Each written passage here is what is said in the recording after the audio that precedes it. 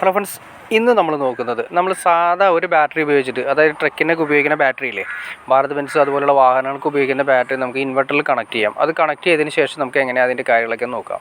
അപ്പോൾ ബാറ്ററിയുടെ ടെർമിനൽ കാര്യങ്ങളൊക്കെ എങ്ങനെയാണെന്നാണ് നമ്മൾ ഇന്നത്തെ വീഡിയോയിൽ ഉൾപ്പെടുത്തിയിരിക്കുന്നത്. നമ്മളിവിടെ കണക്ട് ചെയ്തിരിക്കുന്നത് ഇൻവെർട്ടർ കണക്ട് ചെയ്ത് വി ഗാർഡിൻ്റെ ഇൻവെർട്ടറാണ് കണക്ട് ചെയ്തിരിക്കുന്നത്. ഇത് നമ്മൾ നമ്മൾ SF എന്ന് പറയുന്ന കമ്പനിയുടെ SF സോണിക് എന്ന് പറയുന്ന കമ്പനിയുടെ ബാറ്ററിയാണ്. അതായത് 100 AH ബാറ്ററിയാണ് വരുന്നത്. 12 വോൾട്ട് 100 AH ബാറ്ററിയാണ് കണക്ട് ചെയ്തിരിക്കുന്നത്. അത്യാവശ്യം ചെറിയ സൈസ് തോന്നുമെങ്കിലും 100 AH ആണ് വരുന്നത്. പിന്നെ ഇതിൻ്റെ ടെർമിനൽ കാണുമ്പോൾ തന്നെ നിങ്ങൾക്ക് മനസ്സിലാക്കാൻ സാധിക്കും കേട്ടോ.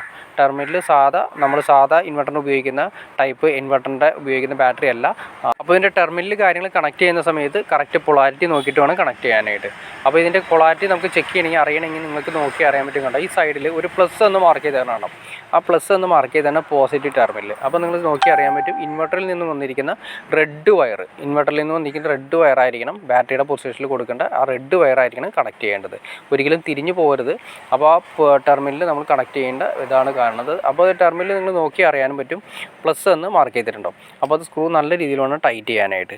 അതുപോലെ തന്നെ മൈനസ് എന്ന് മാർക്ക് ചെയ്തിട്ടുണ്ടോ. ഇതുപോലെ നിങ്ങൾക്ക് കാണാൻ സാധിക്കും. മൈനസ് എന്ന് മാർക്ക് ചെയ്തിരുന്ന സ്ഥലത്ത് അതിൻ്റെ ഇൻവെർട്ടറിൽ നിന്ന് വന്നിരിക്കുന്ന നെഗറ്റീവ് ആ വയറുണ്ടോ, അതായത് ബ്ലാക്ക് വയറുണ്ടോ, ആ ബ്ലാക്ക് വയറായിരിക്കണം കണക്ട് ചെയ്ത്.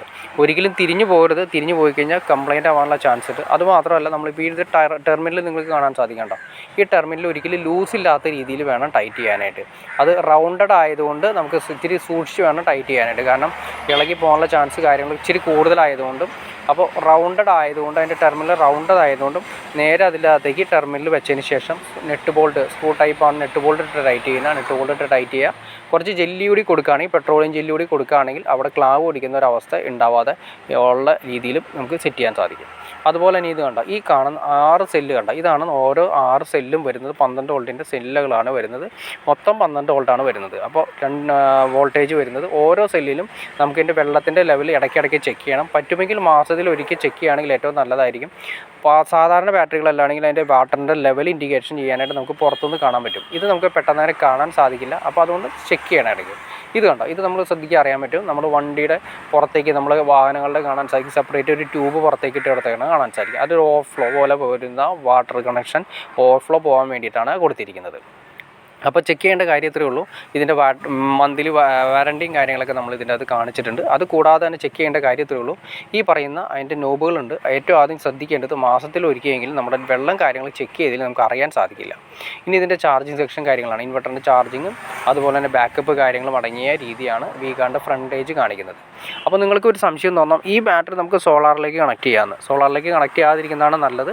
സോളാറിൽ നമ്മൾ ഉപയോഗിക്കുകയാണെങ്കിൽ MPPT ഉപയോഗിച്ചിട്ട് സെപ്പറേറ്റ് ഈ ഇൻവെർട്ടറിലേക്ക് നമ്മൾ ഇൻവെർട്ടർ യൂസ് ചെയ്യാം. പക്ഷേ ഈ ബാറ്ററി നമ്മൾ സോളാറിൽ കണക്ട് ചെയ്യരുത്. C10 ബാറ്ററി തന്നെ യൂസ് ചെയ്യുന്നതാണ് ഏറ്റവും നല്ലത്.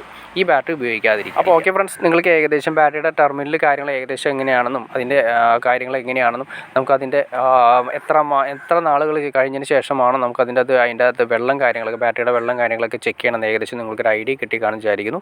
ഇനിയിപ്പോൾ ഏതാണ് സോളാറിൽ ഉപയോഗിക്കുന്ന ബാറ്ററി എന്ന് നിങ്ങൾക്കൊരു ഐഡിയ കിട്ടിക്കാണെന്ന് വിചാരിക്കുന്നു. അപ്പോൾ നിങ്ങൾക്ക് ഇൻട്രസ്റ്റ് ആണെങ്കിൽ തീർച്ചയായിട്ടും നിങ്ങൾക്ക് ഈ വീഡിയോ ഇഷ്ടപ്പെടുന്നു തീർച്ചയായിട്ടും ലൈക്ക് ചെയ്യുക, ഷെയർ ചെയ്യുക, ചാനലൊന്ന് സബ്സ്ക്രൈബ് ചെയ്തേക്കാം. ചാനൽ സബ്സ്ക്രൈബ് ചെയ്താൽ മാത്രമേ നമുക്ക് ഇതുപോലെ ഇൻഫർമേറ്റീവായ വീഡിയോസ് ചെയ്യാനുള്ളൊരു മോട്ടിവേഷൻ ലഭിക്കുള്ളൂ. തീർച്ചയായിട്ടും ചാനലൊന്ന് സബ്സ്ക്രൈബ് ചെയ്തേക്കാം. ഓക്കെ ഫ്രണ്ട്സ്, അടുത്ത വീഡിയോയിൽ കാണുന്നവരെ ഓക്കെ.